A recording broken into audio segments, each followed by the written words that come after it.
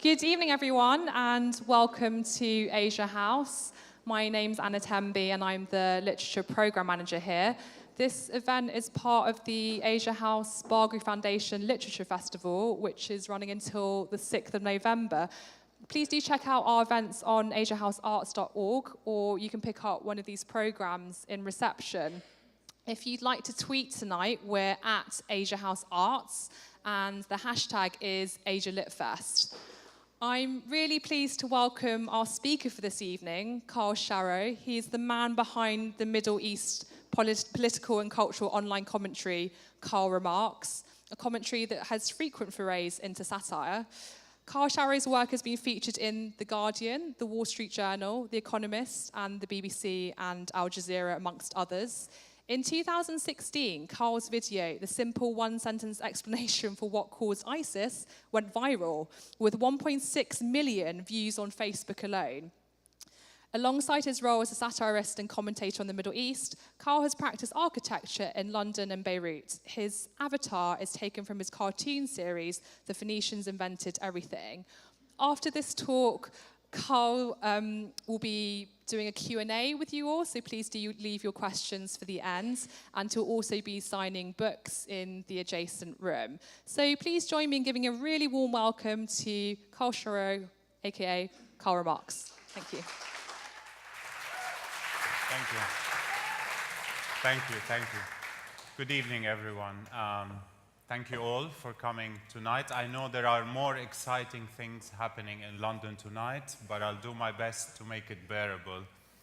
I'm going to start with a couple of questions. How many of you know anything at all about me? All right, fair division. And how many of you, it doesn't really matter, but how many of you actually speak or understand Arabic? Okay, very good, very good. So what I thought I'd do tonight, the talk comes after my book, which is published by Saki, thanks to Elizabeth and Hassan and the team over here.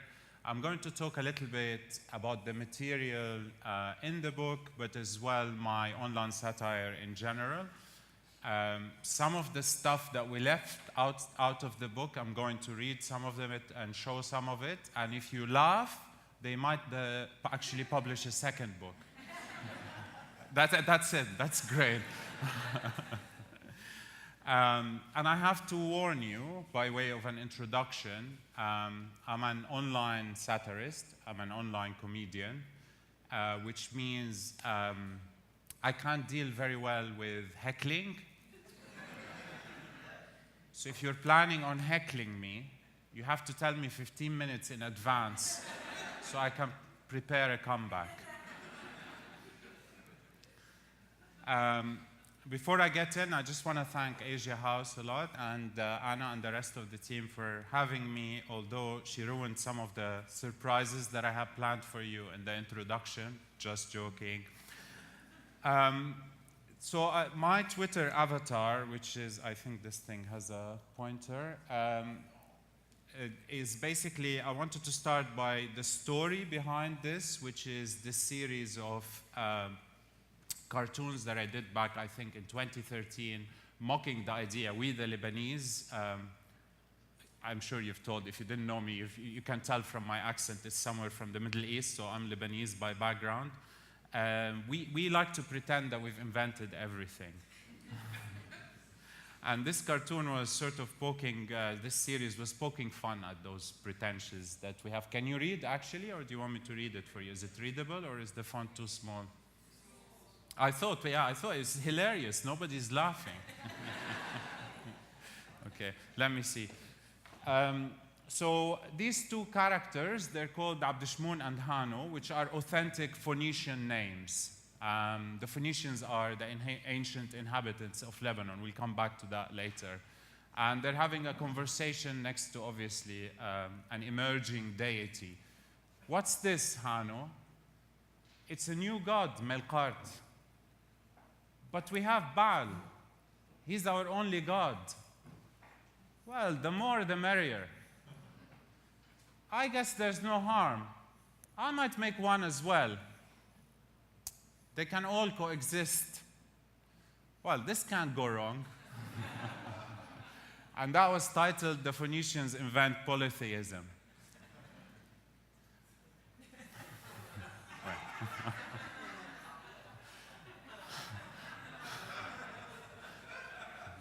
You're ahead of me there. So just in case someone can't read it, the last one is, "This is not working. We should invent writing." And then eventually I went from there. I'm going to be coming up and down a lot tonight, and I'm going to tell you at some point I'm going to trip and fall. So have your phones ready.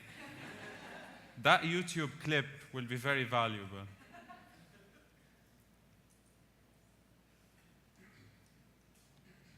عبد شمون نزلت على صور اليوم.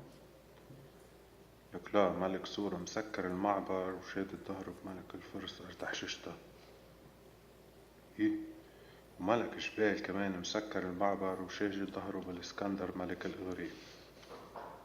Oh, sorry, I've just realized you can't see the subtitles over مع there. كليوباترا معبيت له راسه. Okay, well, that's only for 50% of you. قديش رح نضل هيك؟ عم يلعبوا فينا ويتحكموا فينا من برا. كم شهر بس، ما بتطول. بلد ما فيها تضل كتير على الحالة. يعني صوب 400 قبل الميلاد بتنحل ماكسيموم. Okay. Maybe it doesn't even work in Arabic. Sorry about that. It's not the first technical glitch in the history of the Middle East. Okay. So that was kind of my beginnings. By the way, tonight I'm really going to dazzle you with my PowerPoint skills. Are you prepared? So this was really poking fun at the kind of Lebanese politics and society by trying to kind of create this Lebanese politics monopoly. And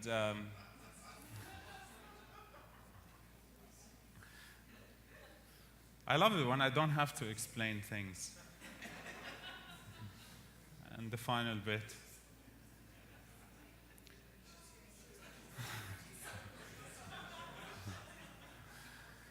Okay, so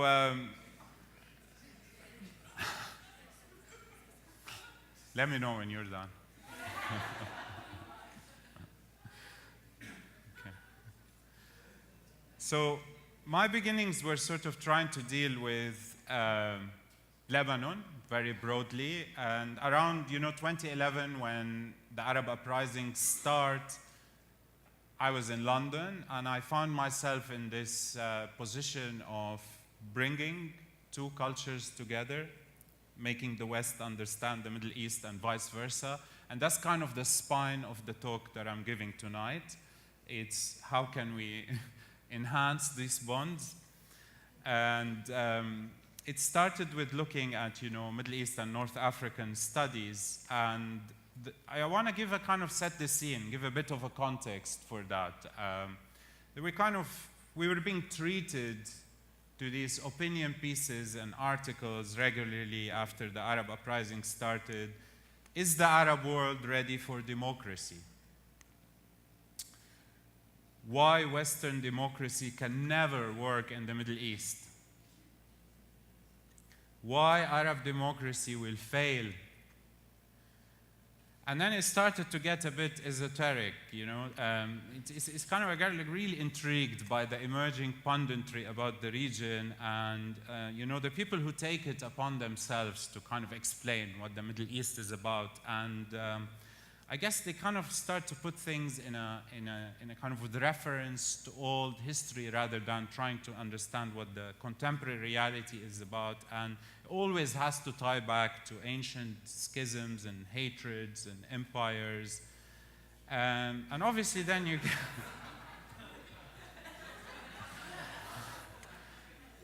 you get someone like Thomas Friedman. Syria is Iraq. I don't know why he bothered writing the rest of the article.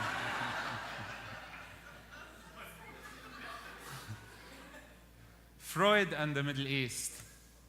He's actually, the more recent stuff is even more esoteric. So I found myself in this position of, I used to get really angry. I'm told, by the way, that I can go only as far as here, otherwise the camera can't see me. But I have to come and say hello to you all because I feel like you're neglected a little bit. Hi, thank you for coming.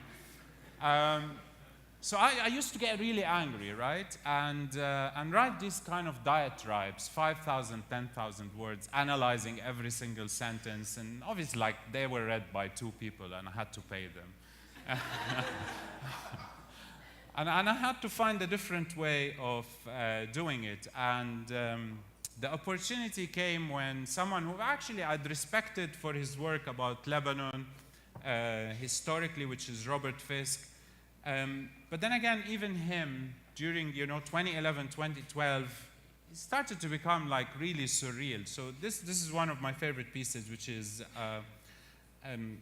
Robert Fisk, President Morsi, a rigged ballot, and a fox's tail that has all of Cairo abuzz. And I just want to attract your attention to this first sentence over here. There is a fox in Tahrir Square, bushy-tailed and thickly furred. And you wonder, like, am I reading Molière, or is it Kalila wa Dumna? So that's when I wrote one of my first satirical pieces, and if you indulge me, I'm going to read it tonight. Feel free to boo if you don't like it.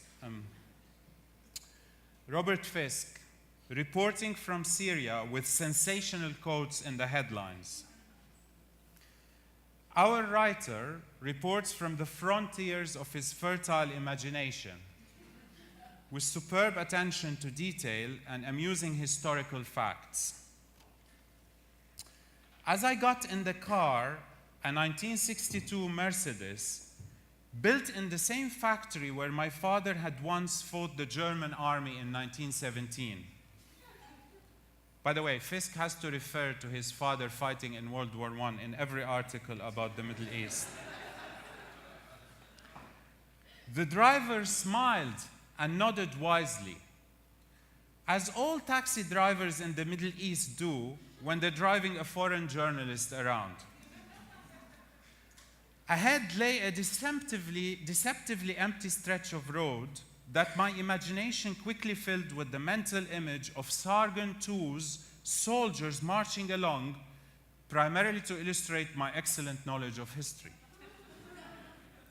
The man back at the hotel had warned me about the false tranquility of this part of Aleppo that I was about to visit. He only identified himself as the Raven. But something told me that I must trust this man, dressed strangely in a abaya made of black feathers, despite the searing heat.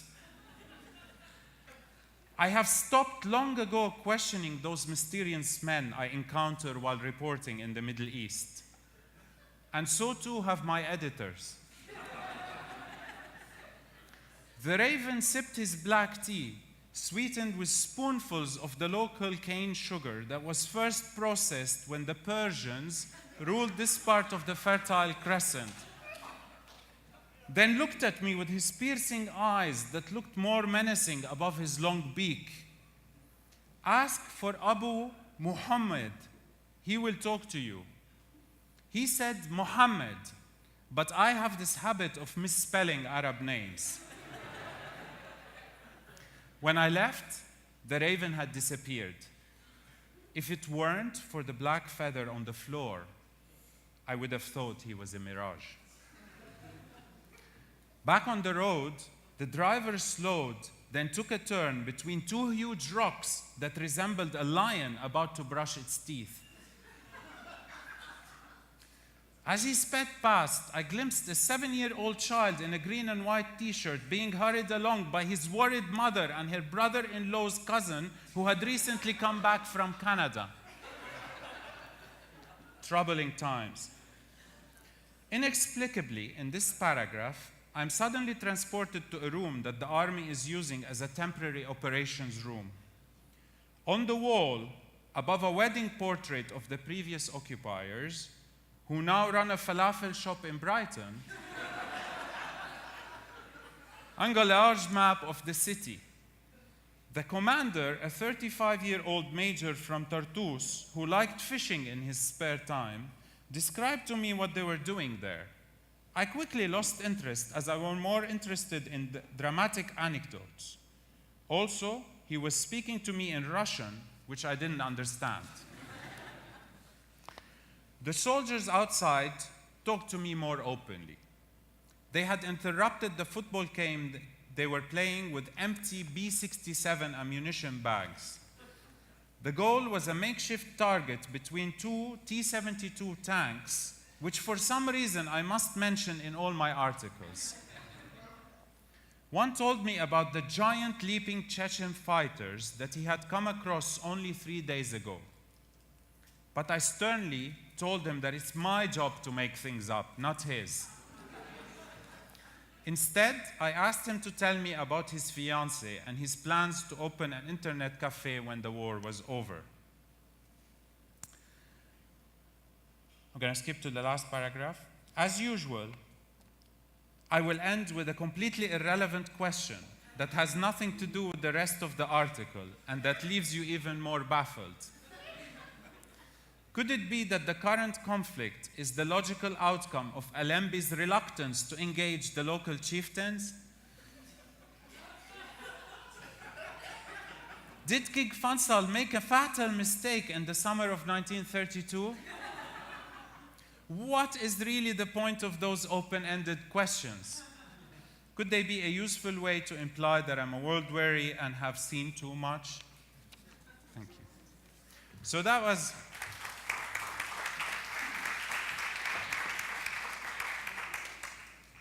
was one of the first pieces that I've written, and it sort of got me more into this paradigm of online satire.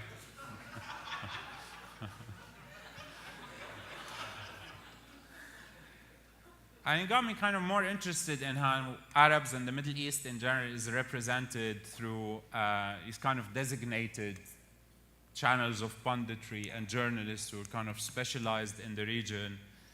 And it kind of led to some observations on Twitter that I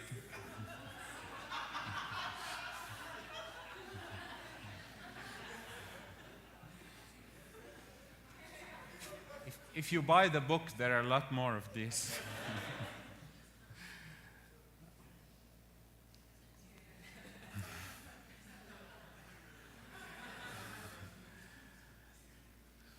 And then I'm not going to read this other one, but I have to say I've stopped writing on the blog a couple of years ago. The blog is still up. It's free. It doesn't cost you any money. KarlReMarks.com. I'm teasing you with some of the other articles on there if you haven't read them before. So this was one specifically about, at some point it became quite blatant that if a local journalist reported on something in the Middle East, that doesn't matter. It's always like it's the first Western correspondent on the scene. You have to take their word.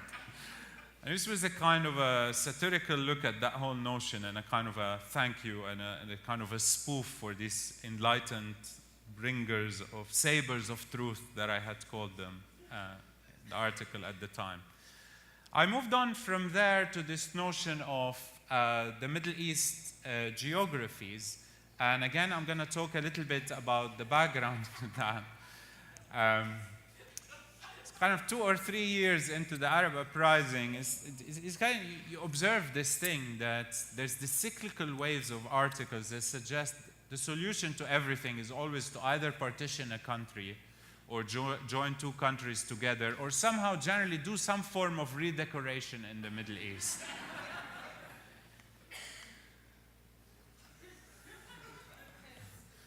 Some of them are less subtle than others. Let Iraq die, a case of partition, you know. And this has always fascinated me how, you know, people can, on a serious note, ignore a reality and entities that have acquired a sense of identity and continuity, and kind of to, from the outside, suggest that partition is the best way despite the historical precedents. But again, I wanted to kind of reflect on these in a satirical way. So, for those of you who don't know, Sykes and Picot are the French and British diplomats that divided the modern Levant. They came out for this plan of partition, and I was wondering, how would they divide a pizza if one time they went out for dinner?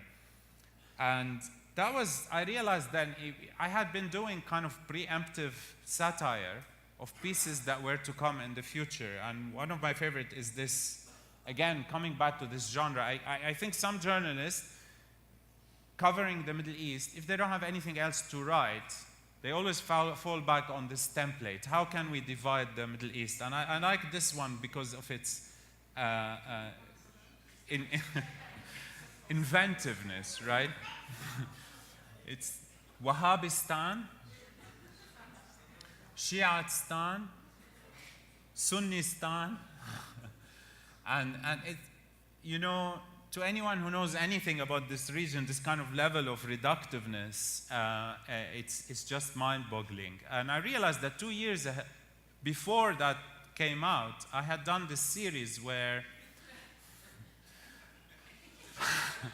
I came up with alternatives for how we can divide the Middle East, and the colors obviously represent that's how we interact with each other in the Middle East. We're Sunnis, Shias, Druze, Jews, and this is the range, right? This is the line. So you could divide it horizontally or vertically, which is more slimming.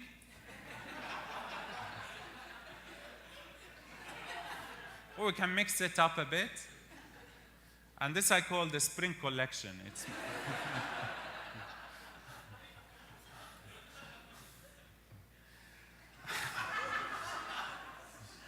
There's also this notion, which is kind of continues to be falsified, is this idea that Iran, on working on this, as I call it, the Shia croissant, not the Shia crescent, we're kind of, trying to connect Iran through Iraq and Syria to Lebanon, as if that explains all of the political dynamics of the Middle East. And then I realized that this tendency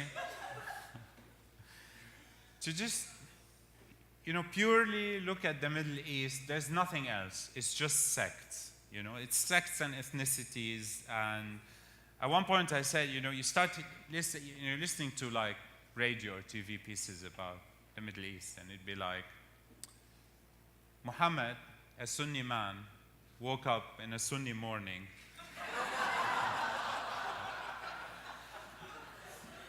put on his Sunni pajamas, went out on his Sunni balcony, and it just became so absurd. And again, a whole, by way of setting the scene, building up this idea that the Middle East is just made up of these vast, uniform entities, everybody's allegiance is defined through their ethnicity or their sect.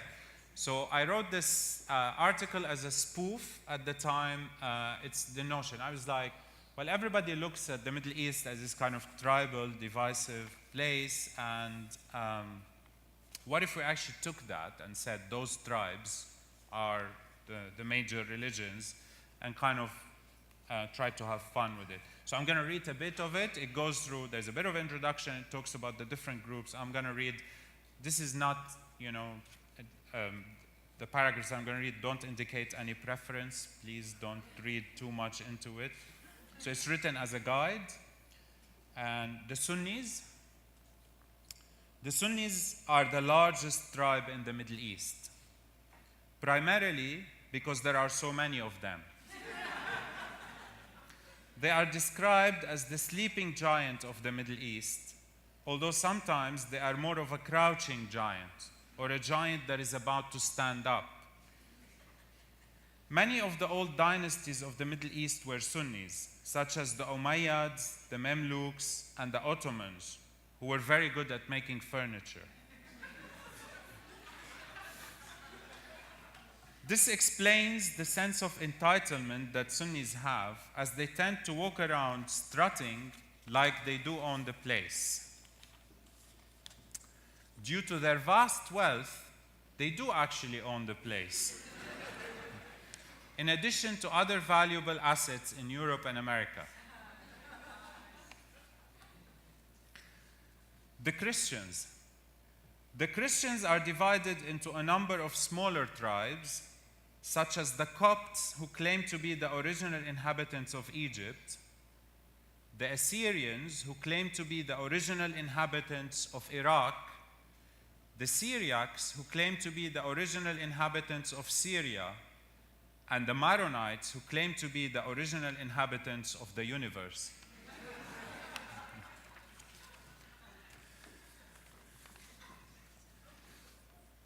Okay. So I realized then that in my kind of unique role as someone from the Middle East who's in London at that historic moment, instead of allowing those designated pundits and journalists to explain what the Middle East is about, I can do my own explainers. And this is the kind of the background work that I was doing. And with the next one, I'm really fascinated by this notion that the Middle East can always be solved by finding the right diagram of the pipeline that unlocks everything.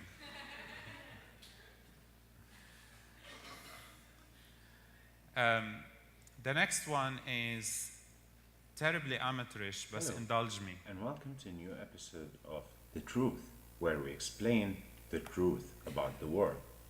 Many people ask me, what is the real reason for what's happening in Syria? I mean, what is the situation really about? And the answer actually is quite simple. It's only 3 letters. O, I, L. Those 3 letters spell oil. It's really, if you look at it, wait, let me try to explain it like this. If you see this highly detailed map of the Middle East, and this here is Saudi Arabia, Syria is somewhere over there, and this is Europe. And what you gotta do, you gotta get the oil from here to there. So if you draw like a straight line all the way, see, it passes straight through the middle of Syria. And what else do I need to explain? It's all over there.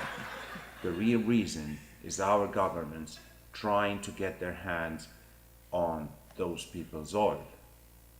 Thank you, and see you next week.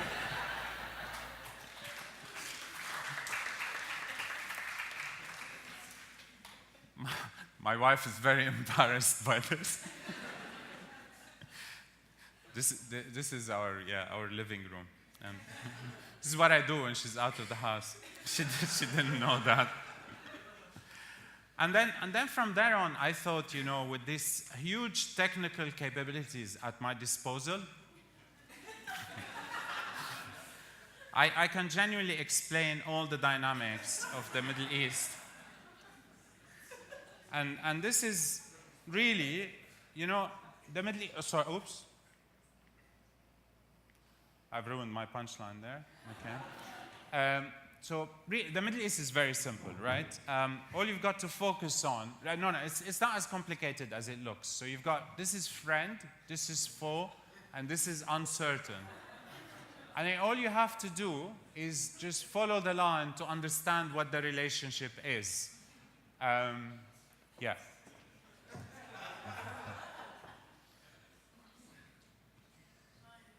It's in the book as well, if you want to really like study it. And working on that is kind of led me to significant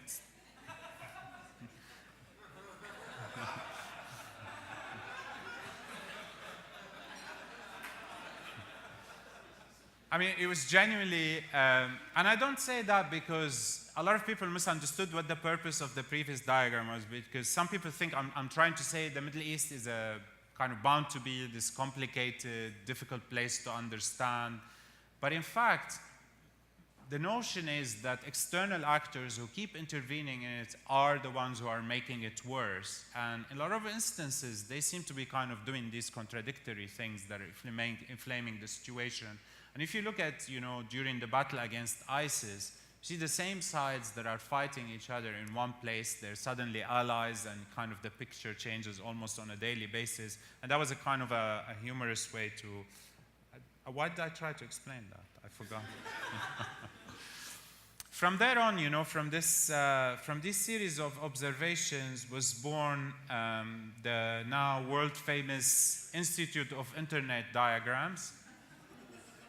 I'm the founder and CEO. And we started to branch out.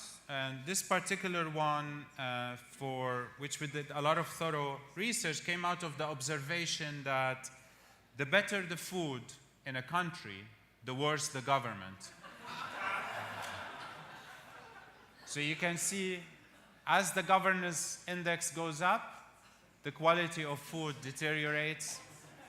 And you get a country like Lebanon, where the food is great, but the government is...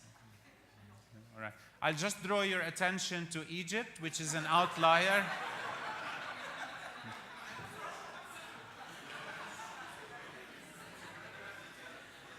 Are there any Egyptians in here? Sorry. Okay, and my work in explainers came into this notion that, especially with the rise of ISIS, I observed that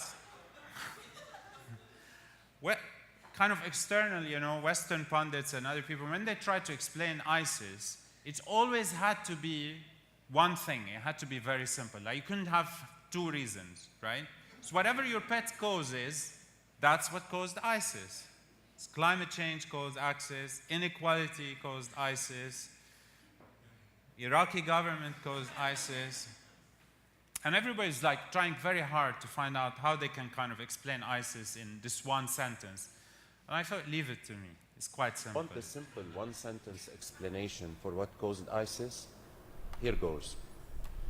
The failure of post-colonial elites to establish genuine democratic societies and foster a sense of national unity, opting instead for military dictatorships that eroded the potential for economic and political growth, coupled with the historic mistakes of Arab progressive parties and their appeasements toward autocratic rulers, contributing to the complete evisceration of alternative political frameworks that could create organic resistance towards external meddling, hegemony, and outright military interventions, leaving a radical interpretation of religion as the only remaining ideological platform capable of mobilizing the disenfranchised, exacerbated by the global decline of universal ideas and the rise of identity as the prime mobilizer, and enabled by political and financial support from theocratic regimes aiming to shore up their legitimacy, and made worse by the collapse of the regional security order,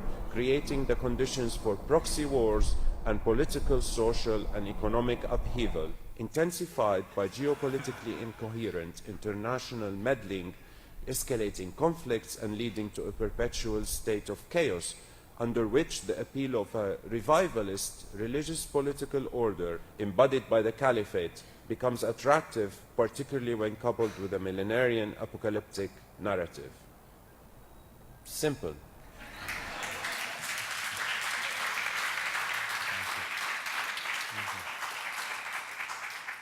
It's one sentence. Moving on from there, I think I realized, around, 2015 or something like that, that there's a historic moment that had passed. There was an opportunity for a variety of reasons. And again, I tried to capture a little bit.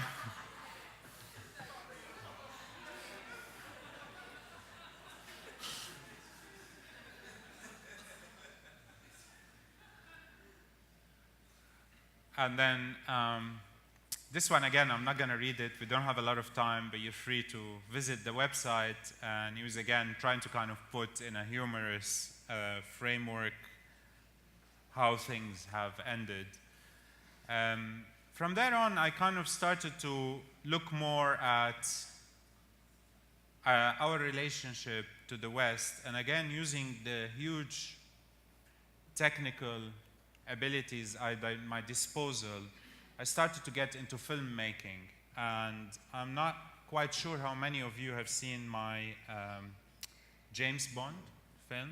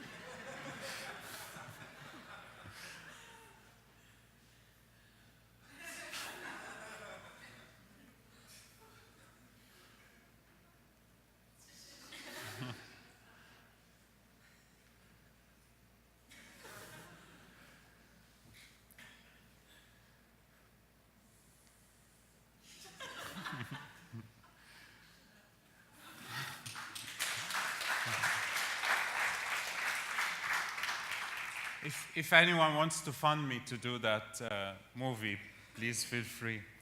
So from there on, as a kind of uniquely placed individual in Europe, I thought, I could be a bridge builder, right?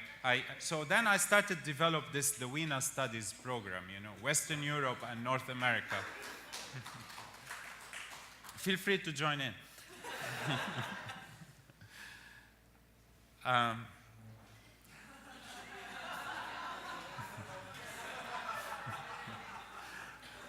And it really comes from this desire, this genuine desire to bring our two, civilizations together. As I always say, Europe and the Middle East, we're like the Rachel and Ross of geopolitical history. And all the WINA is about is an attempt to kind of bring our cultures together. And you'll see where I've taken that in my work.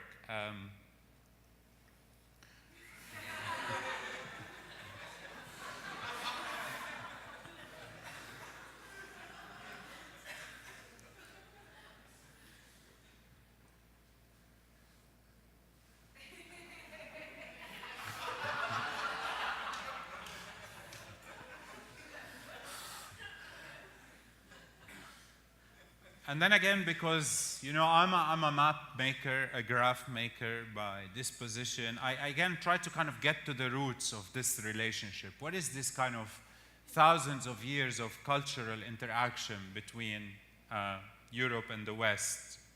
Can we plot it? So this was Western invasions of Middle East and North Africa, and this was the other way around. Obviously, this is highly rhetorical stuff, yeah? Don't take it very seriously. I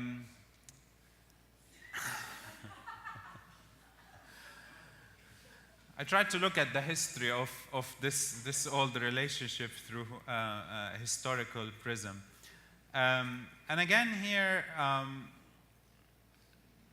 is again this relationship of trying to pin down to this understanding of the Middle East through these ancient categories. I thought there's something in there, when you look at the Middle East and see nothing except for an ongoing war for 1400 years, ancient Muslim hatred tearing apart the Middle East, how 1400-year-old feud between Shia and Sunnis, everything's got to be explained through that ancient hatred, ancient schisms. And I thought, well, actually, we could apply that to the West, couldn't we? So, for example, I looked at the history of Orthodox Catholic tension and Orthodox Protestant tension. Obviously, that one explains what was happening in Ukraine. Same for the Scottish referendum. And obviously, as well for the EU referendum, which many people don't understand that the real reasons for what happened in 2016 is the ancient hatreds between the Normans and the Anglo-Saxons.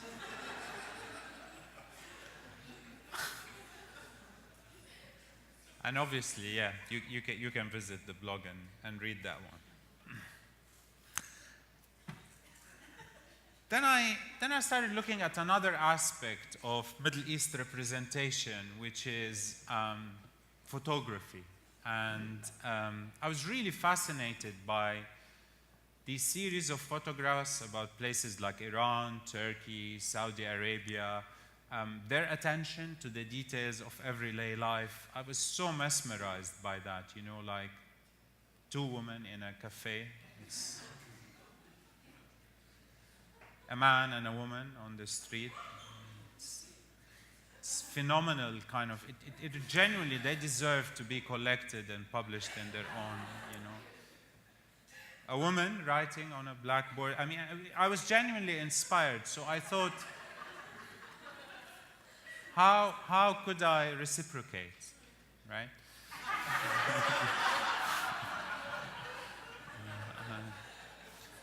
And it took me a long time to master, the art of photography enough to, pay attention to these every details. Much like us, Westerners work in offices and other places of employment. Sadly, they also have to attend meetings and pretend they are interested. When Western people's hair grows, they need a haircut. Just like us. They go to get a haircut and often engage in conversations with the hairdresser. I realized after I took this picture that I was standing really close to this couple. And this is one of my favorites, Western people, they just go to cafes just like us. So through that touching series, I started to look also at some other representations of the region. So at some point there was this survey of an American university, which is like, what style of dress is appropriate for women in public? And this was in the Arab and Islamic world. And clearly, the menu has to be degrees of hijabization, right? It's like, it has to be a scale, okay? And I was like, that's great. Why don't I do the same for America? So what style of dress is appropriate for women in public? And I think I really captured the same way the essence of what American culture is about. Okay. So that roughly covers the period between 2011 and 2016, where my main role was sort of looking at Western representations of the Middle East and then kind of trying to look a little bit, doing the reverse, playing the anthropologist. Then 2016, which I love this one because 2016 is the worst year ever. Two things happened, obviously, that altered the path of my satirical career. The first thing that happened was obviously Brexit. And I was genuinely, in the aftermath of Brexit, I was seeing this division in society. The country is split 50-50. People hate each other. They can't get together. They can't agree on anything. And as a Lebanese person, I'm really not used to that. And I was really worried, I really want to help. I really want to help. Britain has given me so much. How can I help? Should we maybe organize a concert in Beirut with a fundraiser and bring in maybe 6 children from a Remain background and 6 children from a Leave background and come up with a song that teaches them about respect and peace and getting along together. And I thought, no, that's not it. Should we organize a series of workshops about peace building and bridge building where we bring, again, Leavers and Remainers. We take them, I don't know, to Cairo or Tunisia. And we do some training sessions. And I was coming up with all these ideas because I really wanted to help. And I thought, you know what? I'm approaching this all the wrong way, right? What would the UK have done in a situation like this?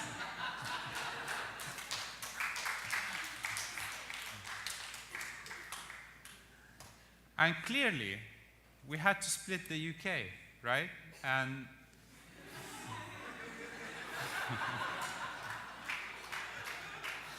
I mean, it's genuinely what Britain would have done, right? And we were only paying back the favor. And subsequently, I decided I think Libya wasn't the right name, so I think Brexitania and Romania would be the names of the two countries. And then I went as far as, maybe we have like a Berlin Wall down Trafalgar Square, and then you'd have, I don't know, which side would be Leave? Difficult. So Leave on one side, Remain on the other. We have to keep them apart, obviously, because if Western punditry and commentary about the Middle East has taught us anything, is borders solve everything, and dividing countries always makes things better. Then I thought, let's actually draw them up.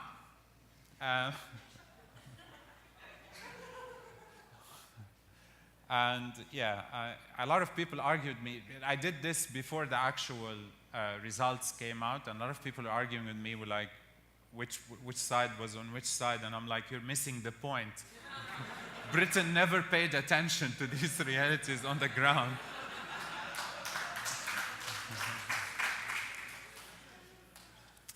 Okay, and the next thing that happened in 2016, he, who shall not be named, which was a real opportunity for me to kind of enhance my coverage of the now divided United States of America. And I realized by using, the terminology that we use to describe the Middle East, we can really describe everything that's happening over there. So we have an outgoing president, regime media, president-elect, rural strongholds, and these are some meaningless graphs and images to make it look more professional. And then again, I started to look at the foreign backers of the different factions. So obviously, Obama at the period, Mexico, Canada, China, Iran, the EU, and then on the other side, you have Russia, Egypt, and so on and so forth. And I thought these were very useful in trying to kind of highlight what was happening. And then, in a moment of Schadenfreude, I wrote this, which was basically, you know, you made fun of us for so long, but look at you now. And I did actually predict in there, this was written, you know, right after Trump was elected. Was it? Actually, the date is over there. I shouldn't lie. Yeah, in January, yeah. Or and after he was, whatever the word is, sworn in. I did predict that he's going to have a massive military parade in Washington, which he planned, but then he ran out of money to do, or something like that. And obviously, in the aftermath of Trump, things became very difficult for us Arabs, you know, traveling in particular, and all the bans that he was starting. So, you know, I had to avoid the stereotypical Arab behavior, like translating Greek philosophy or introducing algebra to the West.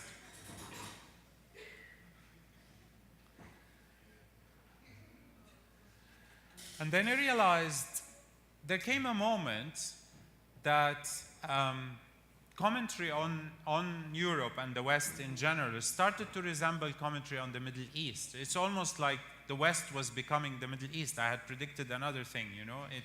Europe isn't about to break up.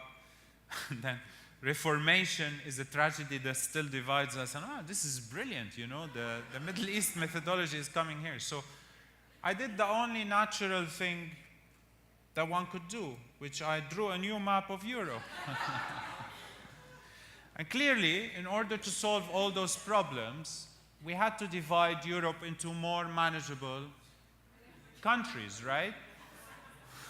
So we separate Scotland and Ireland, and we have the Republic of London, and then the rest is called Wingland. France, these are, by the way, roughly coincide to the results of elections in every country. So we had to reclaim Andalusia while we're arranging Iberia. Germany was divided. I got really lazy and deleted a lot of countries in the process. And I thought, while I'm doing it, I might snatch back a piece of Italy, West Lebanon, because I've never forgiven them for defeating Hannibal. And in all of these efforts, you know, I genuinely was trying to help. I genuinely wanted to help the West and make it a better place. But I tried, and I tried, and I tried. And I think ultimately I failed. And the conclusion that I arrived at was,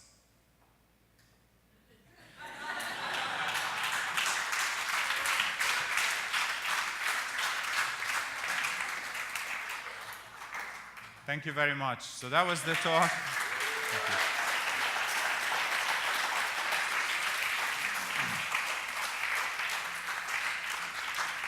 Thank you very much. Thank you very much. I think we have about, let me check my watch, about 15 minutes for questions.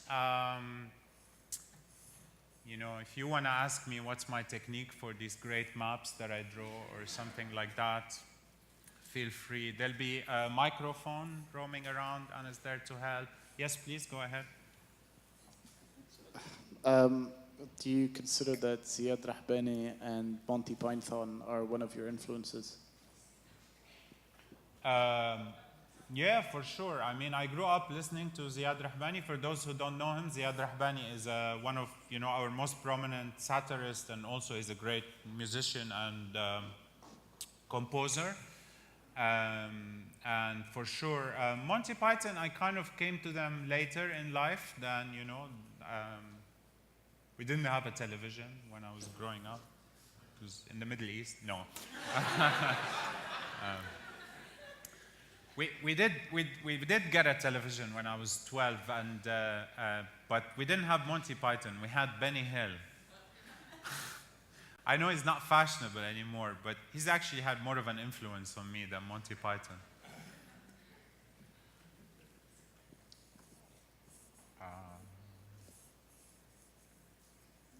Come on, surely. And there, over there, please. But just wait for the microphone so people can hear. Thank you. So my question is, do you think that the Arab diaspora, particularly in Western countries, has a larger role to play in kind of reimagining these kind of notions of the Middle East in comparison to the people in the Middle East themselves? Well, this might surprise you, but I actually think precisely the opposite. You know, that's why me personally, I've stopped. My beginning, I was writing serious commentary on the Middle East before I drifted into satire.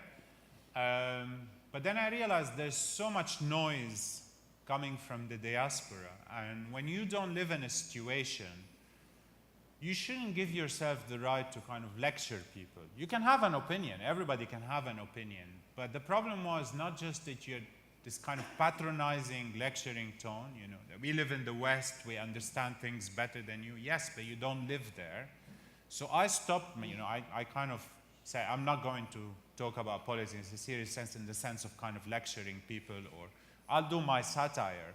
But I think what really needs to happen is the weight of the diaspora, because it comes with a lot of complications. It comes with a lot of entanglements. It comes with a lot of requests for even more foreign meddling in the region, that those should be actually avoided. And I think ultimately what we need to do is allow grassroots movements to emerge in the region and to be kind of more locally focused, because ultimately this internationalization of even minor crises in the region ultimately make them worse and worse. It's not a funny answer, sorry, but this is what I believe. Yeah, yes, over here,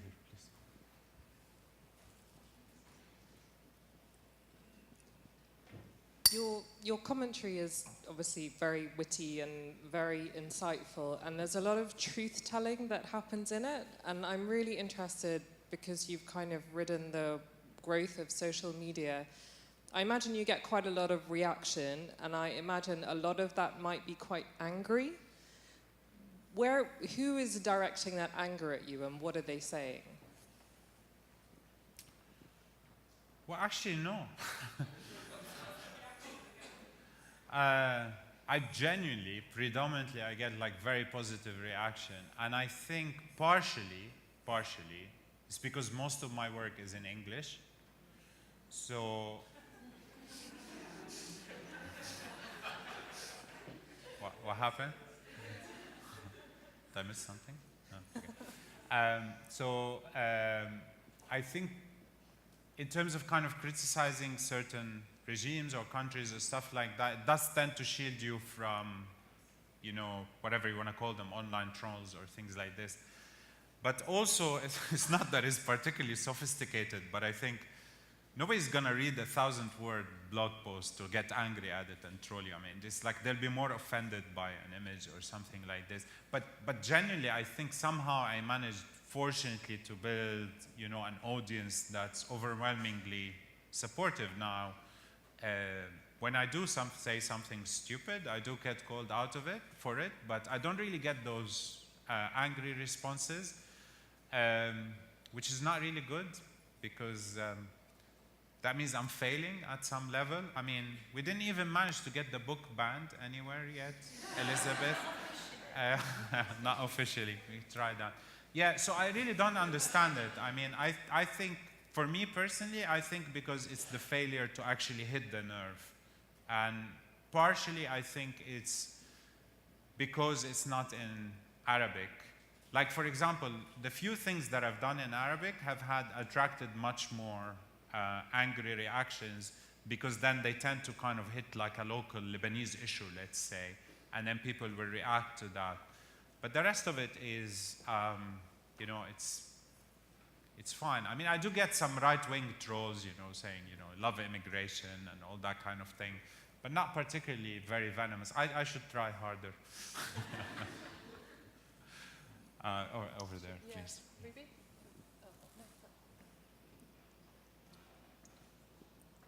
We shouldn't forget that room, but I'm coming to you. It's a bit of a follow-up to her question. On the flip side, what do you think will happen if all of this work was in Arabic? Expound, please. Well, not all of it would work, because I tried a lot. So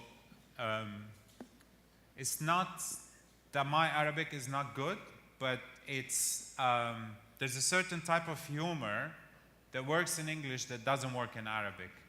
And the stuff that I did in Arabic that was successful was a completely different kind of humor.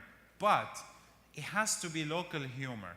So you can't, nobody's managed to do the pan-Arab satirical show, let's say. So you got very successful Egyptian ones, and Egyptians have the widest reach because it's the easiest dialect to understand, but they're still predominantly Egyptian. You get very successful Iraqi ones or Syrian ones or Lebanese ones, but they're predominantly limited to those audiences. Because we have this schism between, you know, classical Arabic or Fusha and the dialects. And the humor today actually is in the dialects. It's not in the classical Arabic. So I wrote about 10 pieces in Arabic trying to kind of, you know, invent that language. But then I realized this is something that takes like 20 years. And I've got an hour at my lunch break. And I'm not going to crack it. But I still love, you know, like the Phoenicians, you know, the video. I love that stuff, although it's only accessible to a Lebanese audience. I love that stuff because it's very kind of local and of its place. Should we, I'll come with you and have a look there.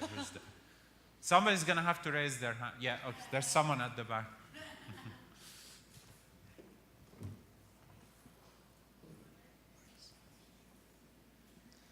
Do you think that, given that Western journalists are primarily writing for an audience who doesn't understand the region and probably isn't going to invest much time in understanding the region, that unfortunately this kind of oversimplification is kind of inevitable? Or how, and if it's not, then how would you address it? I have to caveat everything that I've said before by saying that particularly in the last decade or so, there are fantastic Western journalists covering the region. And I'm not saying that because they're my friends. Because you know, at one point, everybody wanted to become my friend, all the Western journalists. I'm like, why are they doing that? I mean, like, I hate having friends. Why are they doing that? And then I realized it's a tactic to like avoid being the next one being lampooned. But no, they did things right. They learned Arabic, and they can actually speak the dialect. And I can name names now, but I don't want to forget anyone. But we've got like a young generation of Western journalists who are doing things right. And I think we're getting, on the whole, especially, you know, in the last few years, some excellent commentary and very fine grain, right? Looking at the specific issues of specific countries, looking at the economic dysfunction in Lebanon, looking at things like that, looking at the situation of women in Tunisia without the kind of the Orientalist prism. But the problem is the kind of the persistence of the dinosaurs, you know, I don't want to name names, but Thomas Friedman. Sort of still, you know, I can do it in 500 words, you know. I mean, I don't know if you know, you've heard this, the latest article he wrote, which is crazy poor Arabs, as kind of the opposite of crazy rich Asians, right? When he like blames everything on Arabs, kind of are responsible for all their dysfunction, and it's just like the complacency and the laziness of that. But I think we're at the point where the dinosaurs are being phased out, and maybe they shouldn't be phased out completely because then I wouldn't have anything to lampoon. But genuinely, there's some really good talent over there, and I think Social media has made it much better because now we have a tool to kind of, anybody who writes a stupid article, then immediately within half an hour, there could be thousands, hundreds of thousands of people criticizing them. And that kind of acts as a way of quality control, almost. And that's why despite everything that's been said in the last 2 years, I'm a big believer in social media. It's the best thing we have to kind of having this dialogue with traditional media and holding it to account.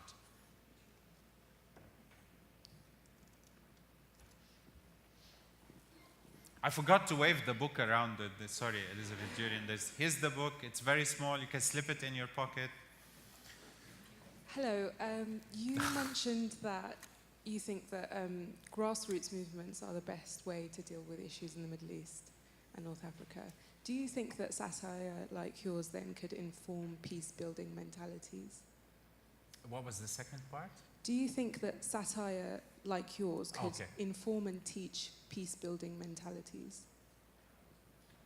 No, really not. I've never had, no, seriously, I've never had any kind of pretensions because I was like, there was a period, after I did the ISIS video and things like that, I was more prolific, and then I get interviewed by Western publications and they say, do you think your satire is a way to fight ISIS?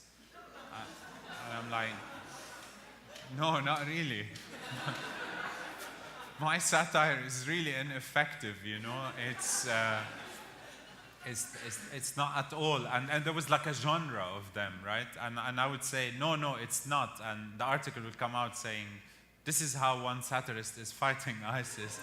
That's everything I said.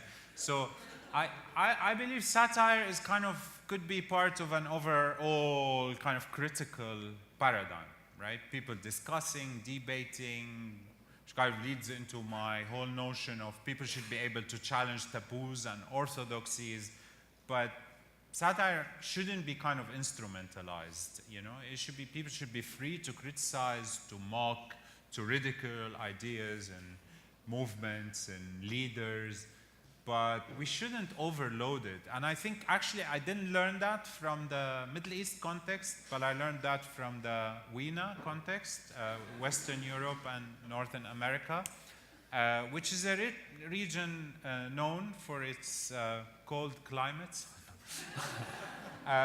It's, like what happened with Bush and what's happening now again with, what's his name? Trump.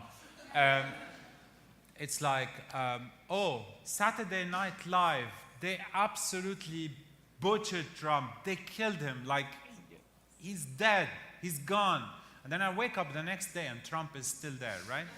And it becomes like a sedative, right? Like we're all laughing about the same things. And you get to a point where it's very self-indulgent, it's very parochial, it's not very clever, and it's not actually getting to the roots of why these things are happening. And I would like to think I was trying to do satire that did that. Maybe I succeeded a little, I'm not quite so sure, but I wouldn't like to have any kind of bigger pretensions for the work that I've done. Should we go back to that room again?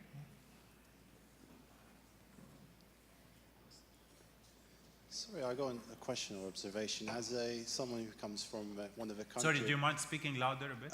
As one of people who come from a country being through an Arab Spring, I always find it really upsetting when only the West get blamed for the what's so-called mess in Arab Spring, and we never get blamed for it, as we have no agency on what happened there. Yeah, no, that's a really good point. And if you go back to the ISIS video, what I was trying to do with that is to sum up all of those, right? So I talk about the failure of the post-colonial elites. I talk about the autocrats and how they behaved. I talk about political failures.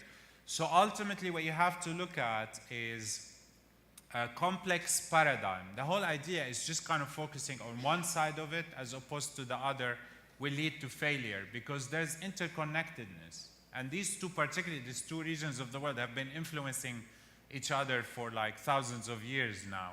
I mean, we brought Europe, the written word, algebra, music, spice, sugar. You know, it's a very long list. Astronomy, astrology, physics, chemistry. They sent us Starbucks. But there's interconnectedness, and that's why we have to look at the complexity of the full picture. So I don't land on, you know, necessarily on the side of, oh yeah, let's blame the imperialist for everything and we haven't done anything, or the other side that it's all our, you know, problems are just internal and stop blaming the West and all. But by the way, there's like a really interesting observation for me after 2016 is we were constantly lectured by kind of Western pundits and people like that, that you Arabs always blame outside powers for your problems, and Middle Easterners. You believe in conspiracy theories. You never take responsibility. What happens after 2016? Oh, this was all a Russian conspiracy. And I was like, I started going, you know, people, you guys, come on, you can't solve all your problems with conspiracy theories. I'm just treating the whole thing as one massive punchline, which is not very delicate. I think we've got one more question. One more, okay. Shall we do two together and then I'll mix them together? I'd hate to leave someone hanging. Where was the question? There's the one there and one in the front. Thank you. Not quite a question, but a commentary. I'll be that guy today. And so you said that your most watched video was an impression of Slavoj Žižek some time ago, right? And so it reminded me that he said in an interview about anthropology that the role of anthropologists should be to reverse that gaze, right? And look at the center, look at Europe, look at North America, the way that anthropologists and social scientists and academics, intellectuals, etc., have looked at the rest of the world. So I think that you're doing exactly that, right?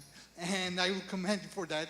And I think that it's very important that what you are doing. So yeah, thank you so much for that. Thank you so much. Thank you. Did you all hear what he said, or do you want me to say? Yeah, there was one over here. Yes, my question is, have you considered writing about Africa? Because obviously you will have all the colonial powers, you will have lots of dictators to have all the satire on. So are you like, why I'm asking this is because did you start this whole thing because of your feeling and identifying yourself as an Arab, or because this is an area of study and you just wanted to reflect on that? No, it's really more about what I know, right? I'm half Lebanese, half Iraqi, half Syrian. Because, you know, like in Arab mathematics, it's not this boring Western thing that you only have two halves. You can have like as many halves as you want. But I have like first degree relatives in Syria, Iraq, Lebanon, Jordan, Palestine, Turkey, and Australia, Canada, France. I'm not going to affect the whole list. So it's basically what I know, right? This is the area that I know. This is the area where it shaped me. And I wouldn't really dream of talking about another area without living there extensively and getting to know it. And a big part of what I do is, you know, just look after yourself, you know, this whole idea that we can parachute into somewhere and we have some magical skills, you know, to solve Africa's problems, right? And all of that. I find that risible, you know. How can you even have the pretensions of doing that? So, plus I have a deal with like some Nigerian satirists. And we've drawn a line like, you know, that goes through the Red Sea. And I can't cross it, unfortunately. All right, thank you very much. That has been fantastic. Thank you very much.